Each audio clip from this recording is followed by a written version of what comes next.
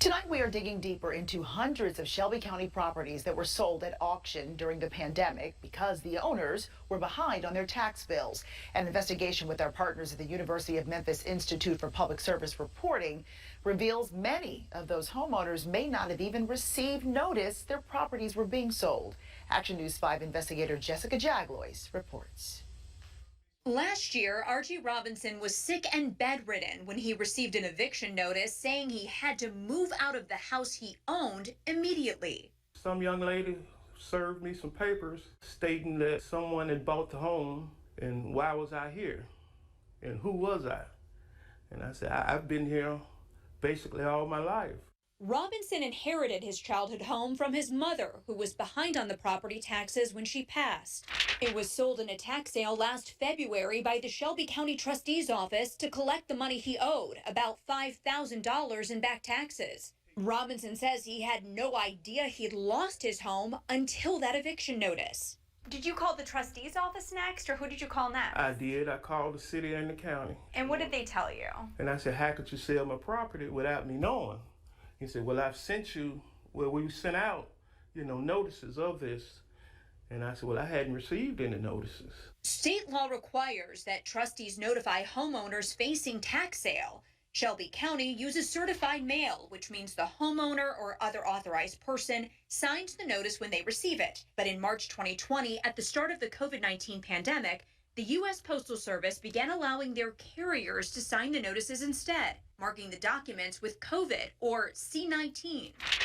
The Shelby County trustee disputes Robinson's claim, saying in an email that he signed 3 certified mail notices, which Robinson denies. What trustee Regina Newman doesn't dispute is that thousands of homeowners may not have received proper notice that their houses were going into tax sale, which she told the county commission in October 2020. Our return receipts for 30,000 pieces of certified mail came back marked COVID.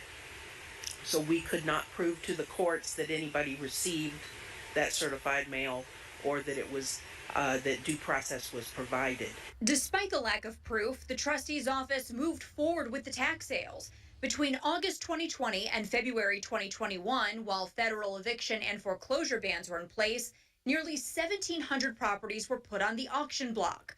Our analysis shows most of those properties were vacant, but more than 400 appeared to have been occupied by their owners. Trustee Newman denied our requests for an on-camera interview, but previously defended her decision to move forward with the tax sales by saying she published the addresses in a local newspaper. But several homeowners I spoke with say they've never heard of the Memphis Daily News, which is where those notices are published. Trustee Newman did push one tax sale from April 2020 to that August, and said over the phone that her office reaches out to some homeowners facing tax sale depending on how much they owe. We spoke with Jack Turner about the notice issue. He handled tax delinquency cases for the trustee's office before moving to private practice this past spring. Somebody may challenge a tax sale after the fact and say they were never given notice, and the courts will have to decide whether the notice was sufficient or not. He says when he left the trustee's office, they were still getting certified mail signatures from postal workers, not homeowners, while tax sales continued. Do you anticipate that more people will come forward? Probably. It wouldn't surprise me. If that happens, then they're still going to have back taxes due, but it may set aside a tax sale. It won't wipe out the existing tax bill. That is, if a homeowner has the money to challenge the sale in court. Denise Thomas and Jack Mitchell say they didn't receive notice before they lost their home in the November 2020 tax sale. But challenging that sale is not an option. I do not know of the resources that we can use in order to do anything about it, so we kind of let it slide. Thomas and Mitchell are now living in a rental and barely making ends meet. Did the paperwork. While Robinson borrowed money to redeem his property and keep his house. But with his financial resources drained, he is, once again, behind on his property taxes. I can't imagine not having any place to live or having to depend on someone else, for my well-being, especially after working so hard and now being disabled. For the Institute for Public Service Reporting and Action News 5, I'm Jessica Jaglois. Now, the investigators and our partners at the University of Memphis Institute for Public Service Reporting spent months compiling tax sale data.